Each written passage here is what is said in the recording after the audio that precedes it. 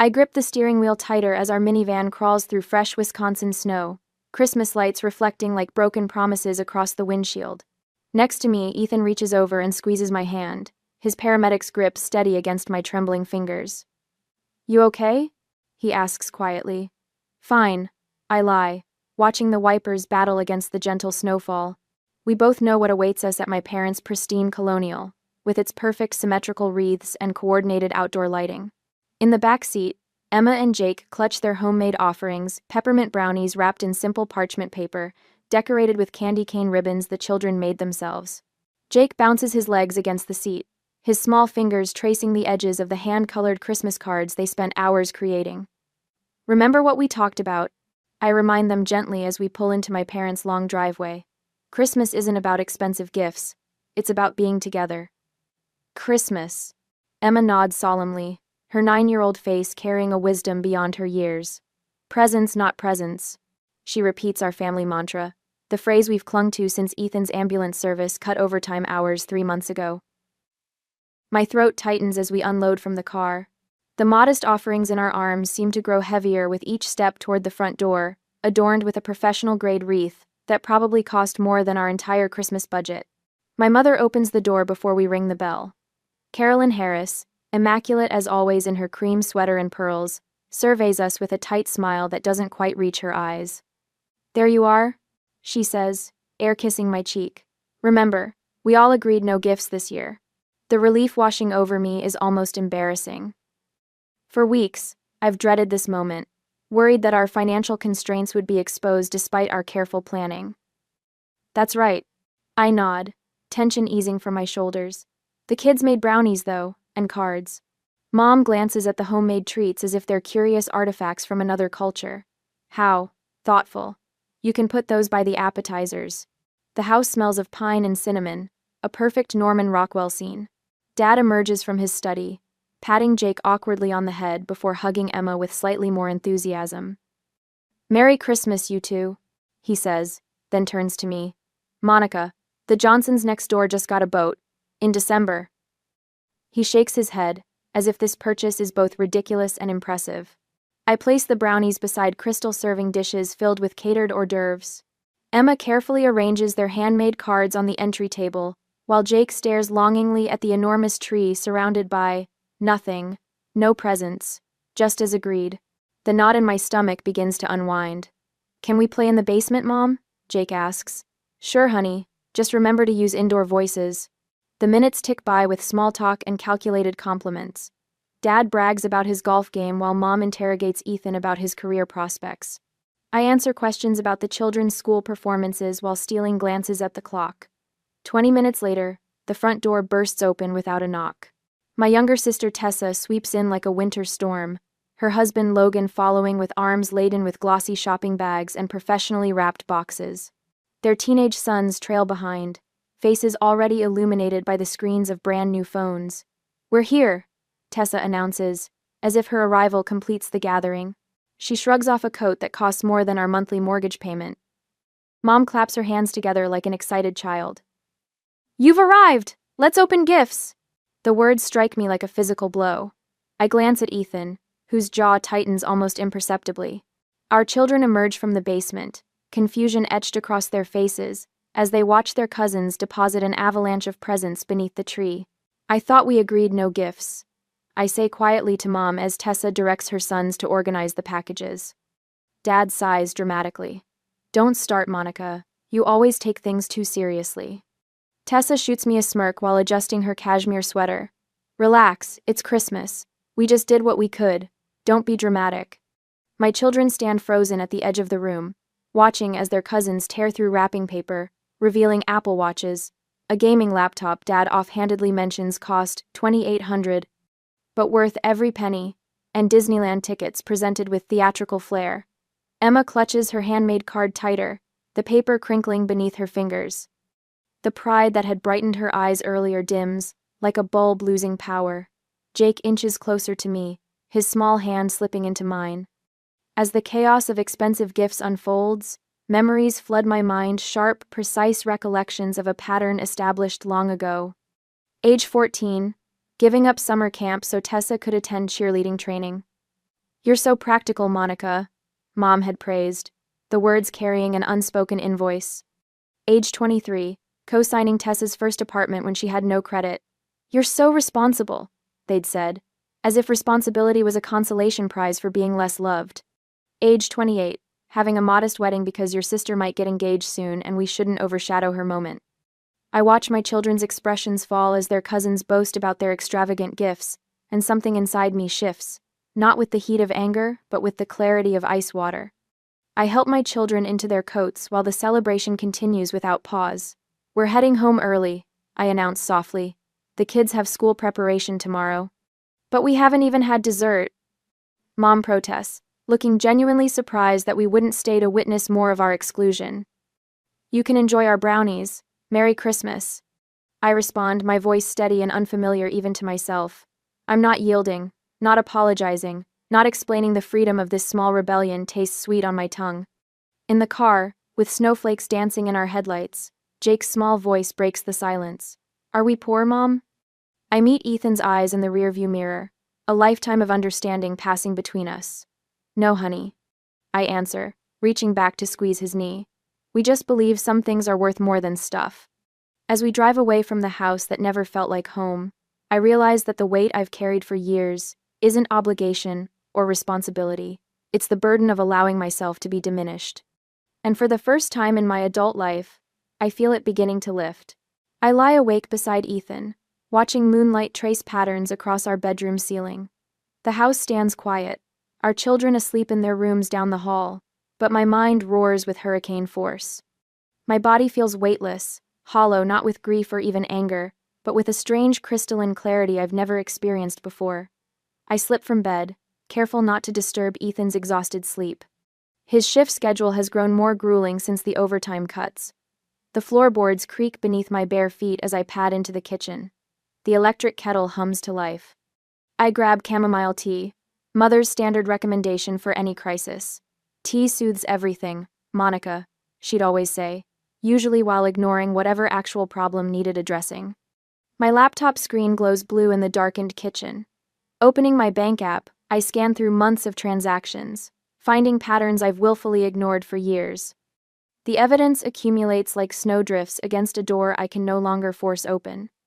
There it sits, property insurance for my parents' Colonial, $1,400 charged to my card, just until next month, nearly 13 months ago. I remember Dad's call, the casual request delivered as if he were asking for the time. "We're between accounts right now, sweetie, just temporary." Next appears my mother's cell phone, $65 monthly for 4 years now. "Just until we figure out a better plan," she'd promised. 4 years of figuring, apparently. Then, Tessa's emergency dental bill from September, $1,200, transferred directly to her account within an hour of her tearful call. 3 weeks later, her Instagram flooded with beach photos from Cabo San Lucas, her perfect teeth gleaming in every selfie. The tally grows as I scroll through, shared subscriptions, membership fees, unexpected expenses that somehow became my responsibility. Names and numbers blur until I open a new spreadsheet and title it simply, Reclaiming. Column by column, I document every service, every dollar, every broken promise. With each entry, my breathing steadies. Netflix family, $19.99 divided by month, shared with parents and Tessa. Amazon Prime household, $14.99 divided by month, with both sets of secondary users. Verizon family plan, $318.75 divided by month, carrying parents and Tessa. Spotify premium family, $16.99 divided by month for everyone. LA Fitness membership, $39.99 divided by month. Dad added himself 2 years ago. The numbers stagger me. Over $5,000 annually drained from our household money that could have funded Emma's swimming lessons she begged for last summer, $180 monthly. The furnace repair we've postponed to next year, $2,200. Ethan's nursing certification program that would boost his salary by 30%. What exactly am I buying with this money? I whisper to the empty kitchen. The answer rings clear. Their convenience, purchased at the cost of our future. My finger hovers over the mouse. Something breaks loose inside me, not with drama or tears, but with the quiet certainty of a lock finally turning. I begin with Netflix. 3 clicks and the secondary profiles vanish. Amazon requires more time, removing authorized users one by one. The Verizon website proves trickier, but by 3 a.m., I've transferred 3 lines off our account. Subscription by subscription, membership by membership, I sever financial ties built over years. No anger drives me now, only the methodical precision of correcting a mathematical error that's persisted too long. The gym membership proves satisfying. Dad complained last month about the outrageous increase to $39.99. I click cancel membership without hesitation. When I finish, the room feels lighter. The spreadsheet now includes a new column, reclaimed. The monthly total $612.71 glows on screen like a promise. The kitchen light flickers on. Ethan stands in the doorway, hair rumpled from sleep, concern etching lines around his eyes. "It's 5 in the morning," he says softly, moving to the kettle. "You okay?" "I think I will be," I answer, turning the screen toward him. For the first time in years. He studies the spreadsheet without surprise, pouring hot water into a mug. "I've wanted to suggest this for years." "Why didn't you?" "Wasn't my battle to fight." He places fresh tea beside me. What made tonight different? The memory surfaces instantly Emma's face as she clutched her homemade card, watching her cousins tear through expensive presents. The pride in her eyes dimming like a candle guttering in wind. The look on Emma's face, I whisper, throat tightening. When she thought her card wasn't good enough. I won't let them make our children feel less than, anymore.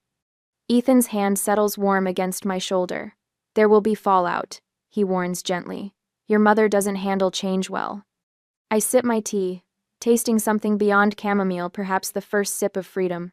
"I know. Let's get some sleep. We'll need it."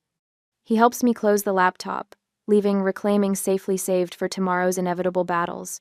As we walk back to our bedroom, I glance at the children's doors. Behind one, Emma sleeps with her stuffed koala, dreaming of swimming pools in summer.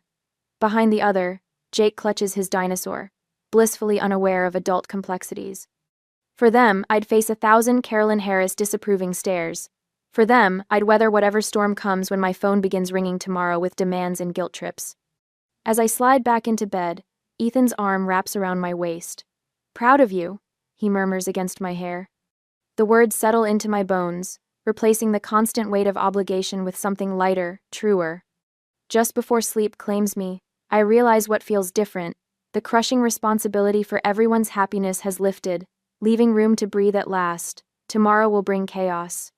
But for now, I rest in the certainty that some boundaries, once set, can never be uncrossed again.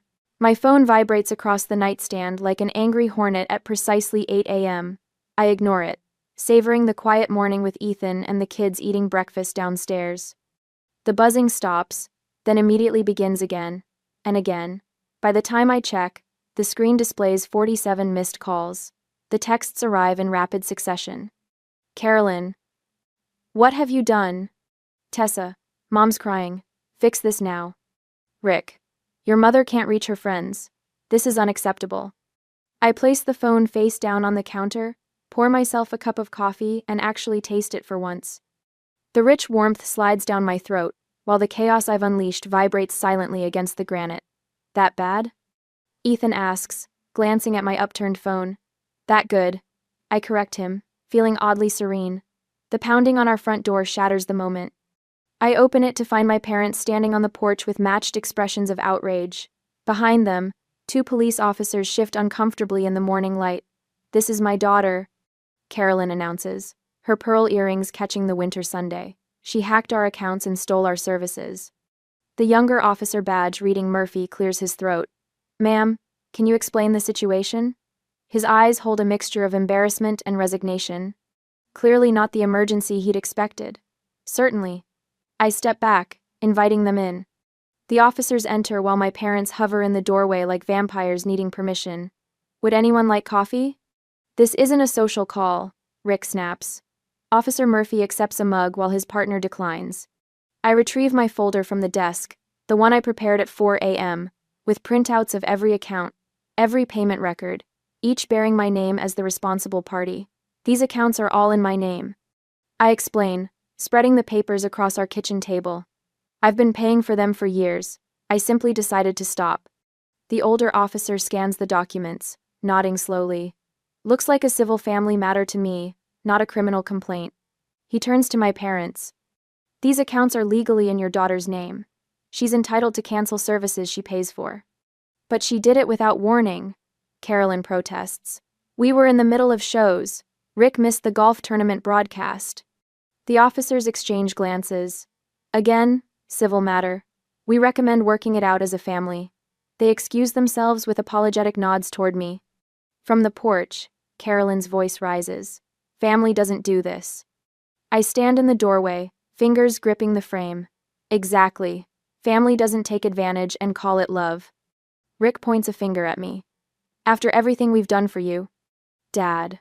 I interrupt softly. I appreciate what you've done.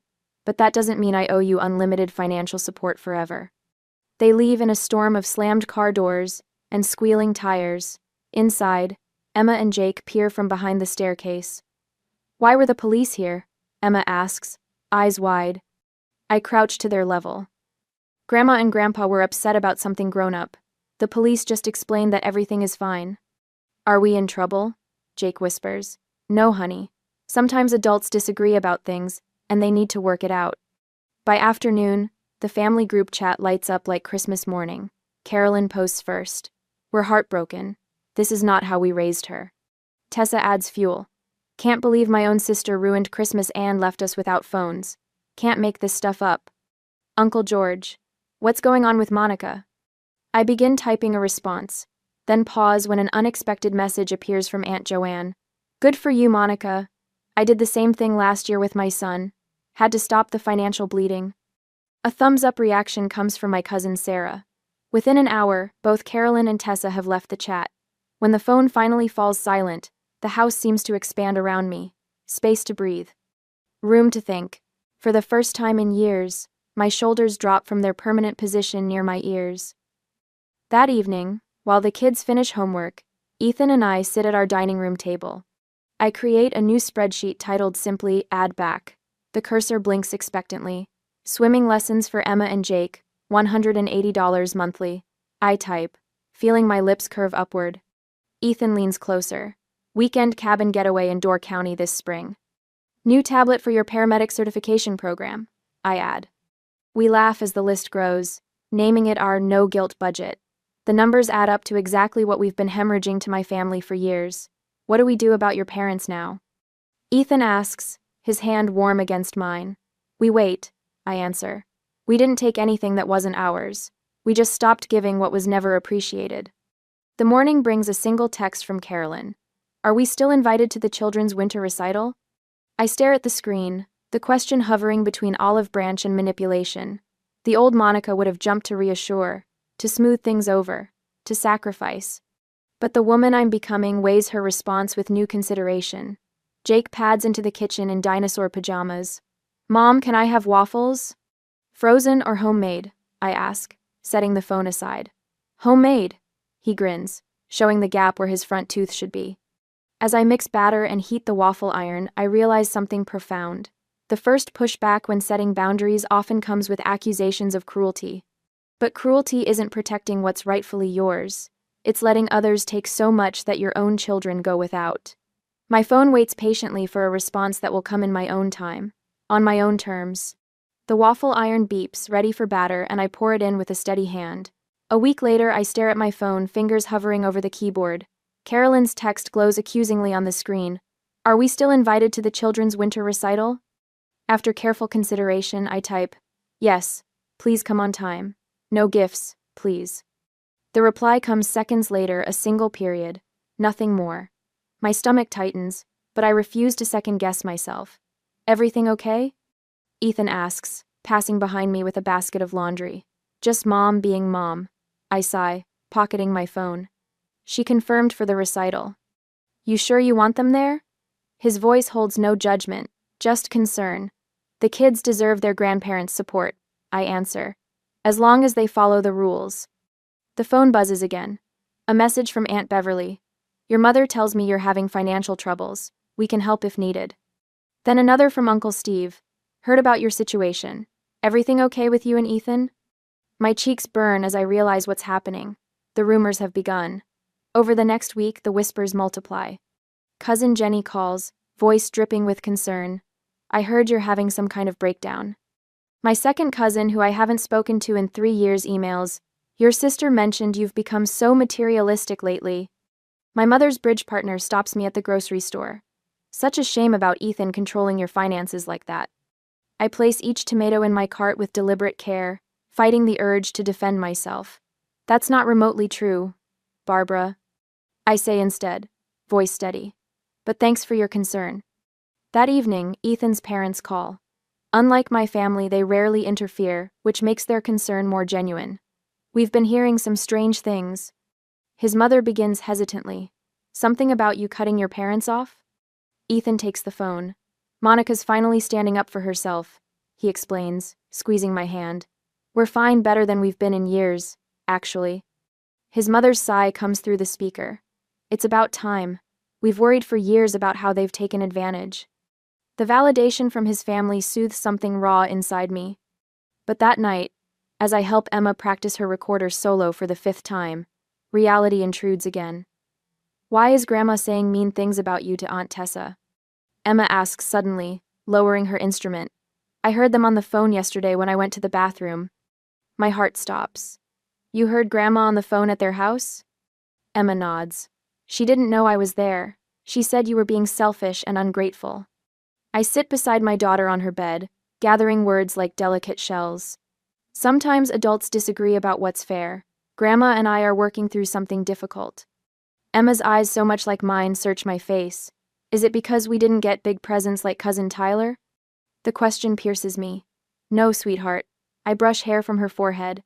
It's because adults need boundaries too, just like you need rules at school. What's a boundary? She asks. It's like, remember when Jason kept taking your art supplies without asking? She nods vigorously. Mrs. Miller made him stop. That's a boundary. Sometimes we need to tell people to stop taking things, even grown-ups. Understanding dawns on her face. Did Grandma take your things? Something like that, I answer carefully. But we're figuring it out. As the recital approaches, tension builds. Jake memorizes his lines for the class, play with intense concentration, repeating them endlessly at breakfast. Will Grandma and Grandpa come? He asks while trying on his costume, a handmade tree with branches Ethan crafted from pipe cleaners and felt. They said they would, I answer, not entirely sure. The costume needs adjusting at the shoulders, and I focus on pinning it properly. The night of the recital arrives with winter's first real snowfall. White flakes drift lazily past the elementary school's floodlights as families stream into the warmth of the auditorium. Emma clutches her recorder with nervous fingers while Jake bounces on his toes, scanning the growing crowd. There's Tyler! He points toward the entrance where my sister's family has just arrived. Tessa waves theatrically, her smile not quite reaching her eyes. But no sign of my parents. Places everyone.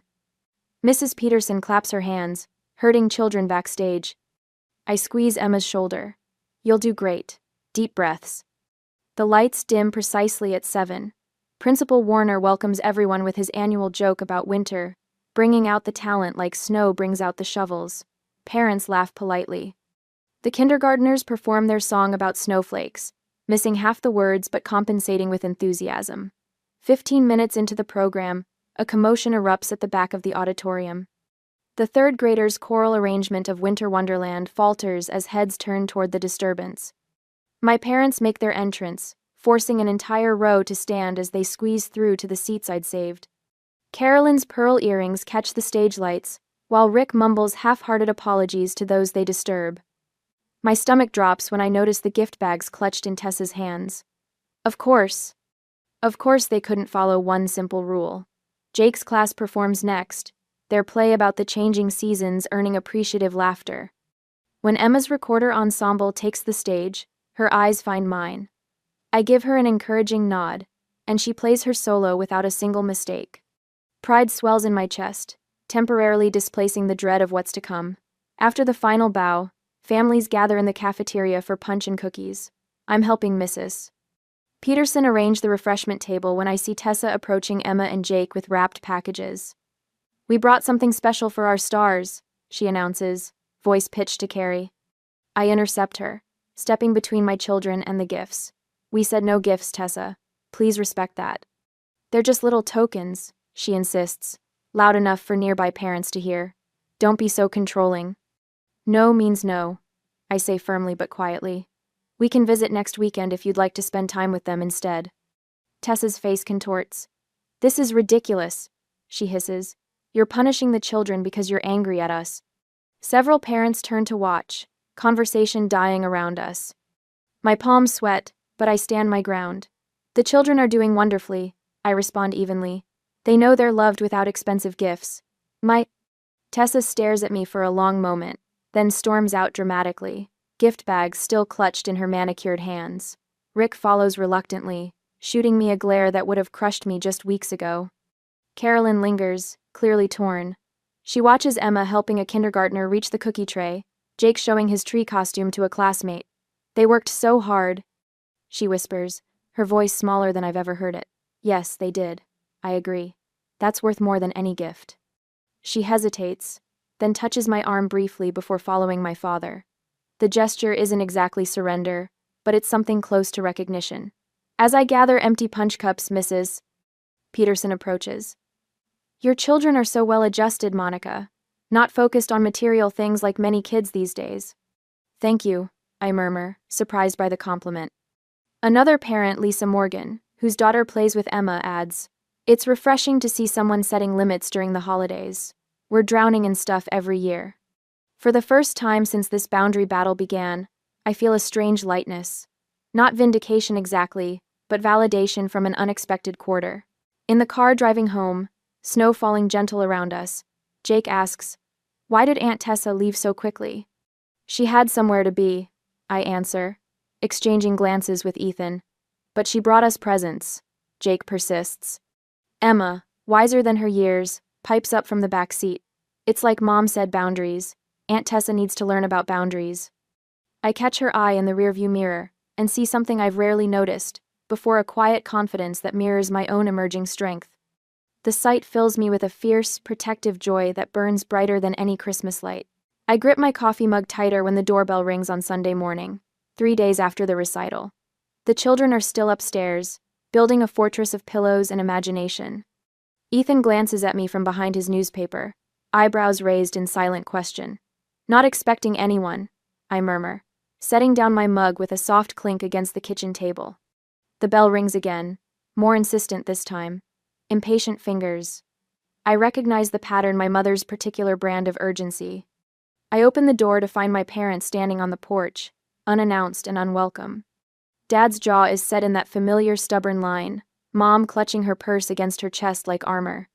We need to talk, Dad declares, pushing past me into the living room without waiting for an invitation. Mom follows, her perfume leaving a trail of expensive reproach in her wake. This has gone on long enough. I close the door with deliberate slowness, counting to 5 in my head. The techniques from those library books on family dynamics hadn't prepared me for the way my pulse quickens, the way my throat tightens when they invade my space like this. Dad plants himself in the center of our modest living room, surveying the toys scattered across the floor with thinly veiled judgment. Do you know how much we sacrificed for you? He demands, voice rising. The vacations we never took? The retirement accounts we borrowed from for your braces in college? Mom adds tearfully, her voice wavering with practiced vulnerability. I worked 2 jobs when your father was laid off. We gave you everything. The familiar guilt rises like bile, but something different happens now. It recedes just as quickly, replaced by a startling clarity. And I've been paying that debt my whole adult life. I respond, my voice calm despite the tremor in my hands, not just with money, but with constant emotional labor. Ethan appears from the kitchen, coffee mug in hand. He doesn't speak, just stands behind me, close enough that I can feel his warmth against my back. I think it's time we discussed this properly. I continue, moving toward the small desk in the corner where I've prepared for this moment. I retrieve a folder, blue, ordinary, unremarkable except for the power it contains. Dad scoffs. What's this now? More dramatics? I open the folder on the coffee table between us, laying out the first spreadsheet. The numbers stand in neat columns, irrefutable and damning. This is a record of every financial contribution I've made over the past decade, I explain, my finger tracing down the list. $14,380 in direct loans that were never repaid, $9,200 in phone and subscription services, $3,750 in emergency assistance. Dad stares at the page, his mouth opening and closing like a fish suddenly finding itself on dry land. I've never asked for repayment. I explain, my voice steady now. But I do expect respect for our boundaries going forward. Mom reaches for the spreadsheet, manicured fingers trembling slightly. This can't be right. I turn to the second page, revealing another spreadsheet. This shows the holiday gift disparities between our family and Tessa's over 5 years. The estimated difference totals nearly $8,000. The color drains from Dad's face as his eyes scan the numbers. Shock replaces anger, his shoulders sagging under the weight of evidence he can't dismiss. I didn't realize it added up to this much. It's not about the money. I clarify, though part of me screams that, yes, it is about the money that could have funded swimming lessons, the furnace repair, Ethan's certification. It's about the pattern of taking advantage, and then making me feel guilty when I object. Ethan shifts behind me, his presence solid and reassuring. The morning light through the windows catches the gold flecks in his eyes when I glance back at him. Here's what needs to change, I continue, sitting on the arm of our sofa. My voice carries a newfound authority that surprises even me. No more financial expectations. We're focusing on our children's needs. Dad opens his mouth to interrupt, but I raise my hand, stopping him cold. Equal treatment of both families, or we'll limit contact. I continue, the words flowing now, rehearsed in midnight whispers when the house was quiet. Respect for our boundaries about gifts and other rules, and no more showing up unannounced call first. Dad sinks heavily onto our couch, the leather creaking beneath him. He suddenly looks old, the lines around his mouth deeper than I remember. We didn't see it as taking advantage. Mom wipes at her eyes, careful not to smudge her mascara. We just thought, since you're so capable. Being capable doesn't mean I should carry everyone, I respond, my tone gentler now. That's not fair to me, to Ethan, or to our children. The silence stretches between us, punctuated only by the soft ticking of the grandfather clock Ethan inherited from his grandmother. Upstairs, a muffled giggle floats down, a reminder of what I'm fighting for. What about Tessa? Dad asks quietly, his gaze fixed on the floor. That's between you and her, I answer, refusing the bait. I'm only responsible for my family now.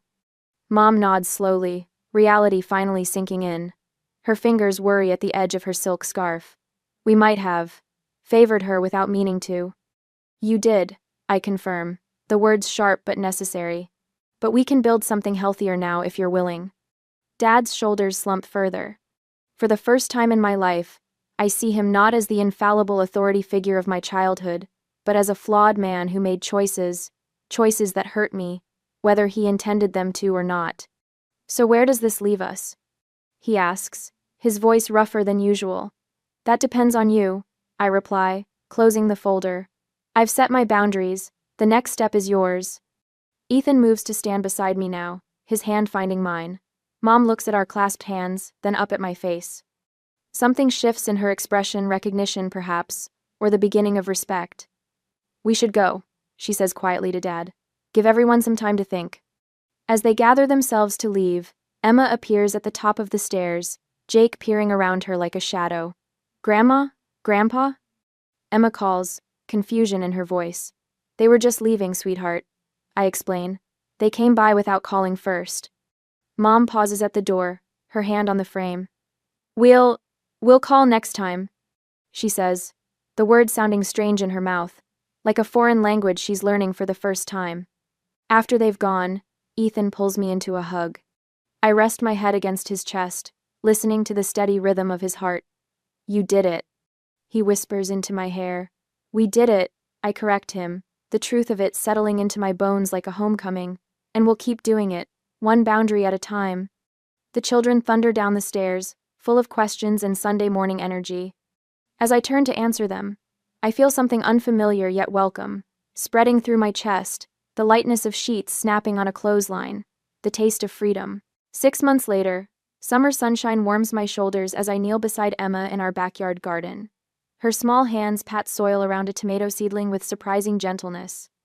The scent of fresh earth fills my lungs, simple and honest. Careful with that one. I guide her fingers. The stems are fragile. Our house feels different now, lighter somehow, as if the walls exhale more freely. No phone rings with urgent family demands. No unexpected financial obligations lurk in my inbox. Grandma called while you were at the store. Emma mentions, her voice casual but her eyes watching my reaction. She asked if we want to go fishing with Grandpa next weekend. Just us, not Cousin Tyler. I brush dirt from my palms. Would you like that? Emma nods, sunlight catching the copper highlights in her hair. Grandpa says he'll teach me to bait my own hook. The doorbell chimes. I check my watch, Carolyn, right on time for once. 6 months ago, she would have arrived unannounced or 20 minutes late, expecting accommodation either way. I open the door to find my mother standing on the porch holding a modest gift bag.